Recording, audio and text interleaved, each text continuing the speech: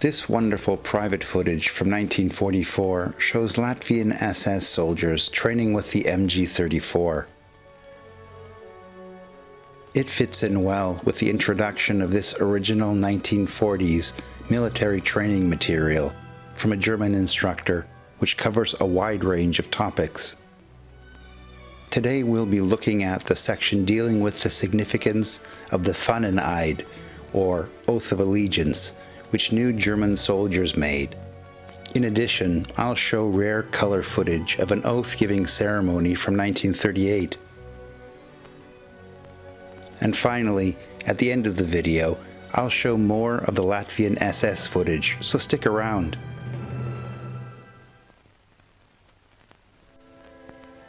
In addition to basic training, for example, the handling of the rifle and pistol, guard duty, and communications, more advanced themes are covered, like chemical weapons, counter-espionage, and the relationship between the different German branches of service. It really is a special collection, and over time, videos will be produced for all of it. Description of the Eid, or oath. When translating something like this, it's difficult to capture the spirit of the text. Not only is each word carefully laden with meaning, but it also was written in a different era by and for individuals with completely different formative experiences than ourselves. My intention is not to generate empathy, but rather to cleanly orient ourselves in order to better comprehend the historical significance. Noch vor wenigen Jahren hat der Soldat. Just a few years ago, the soldier's loyalty oath was made to a constitution that was created by individuals in the government that had accepted on behalf of the German nation the oppressive Treaty of Versailles. The enemy indirectly influenced the heavy liberal construction of this constitution. Liberal meaning that the freedom of the individual was deemed of higher importance than that of the community, and this focus was mirrored in the actions of the government. Loyalty was being promised to a government that could be changed at any moment, transferring this fealty automatically from one politician to another. In contrast, the oath made before the Great War declared loyalty directly to the Kaiser. Here, in this 1938 footage, we see a German unit which has just completed basic training, entering and about to give the Oath of Allegiance. In the following scenes, we'll see many different types of formations march past. To be honest, a few of which I can't even identify.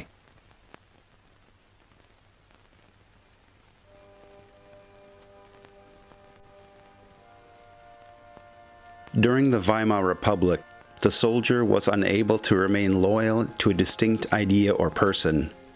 He remained chained to the government that happened to be presently in charge. One of the prominent personalities of the time, the minister of the Reichswehr, Groner, was quoted as saying, "The oath is actually nothing more than an idea, something that's not concrete." In contrast, in the Germanic concept of an oath, which begins, "I swear to God this holy oath," the soldier pledges to do everything in their power, including, if necessary, the laying down of their life, to remain loyal. If that holy oath is not kept, then the individual can expect to receive the harshest of penalties. The SS certainly had the best marching technique. In the following scenes, there are groups that are more difficult to identify. Can you identify them? Now, everyone is obliged to join the military and promise loyalty directly to the Führer, which at times can lead to a conflict of consciousness. However, the Führer's unquestionable authority is respected and widely accepted, far in excess of those who are in his immediate presence. In fact, in Germany, there are extremely few individuals who are not 100% behind the Führer. For these few oddballs, it's important that they find the strength necessary in such times of war to be and remain loyal. others that lightheartedly give the oath should understand that shouting Heil Hitler is not enough to enter the Wehrmacht and then to begin calling themselves National Socialists. They also have responsibilities related to their character and their bodies. There's a note at the bottom of the teaching materials here saying that a transition to a discussion about the German soldiers' responsibilities is appropriate.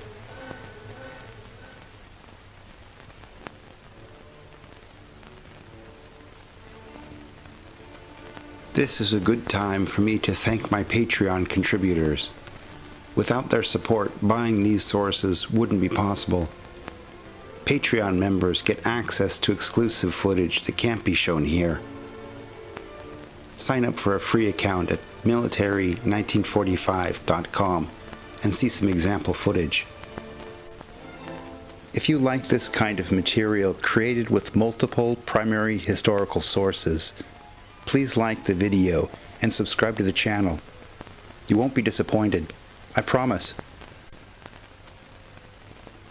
And now, let's get back to the rest of that Latvian Waffen SS footage.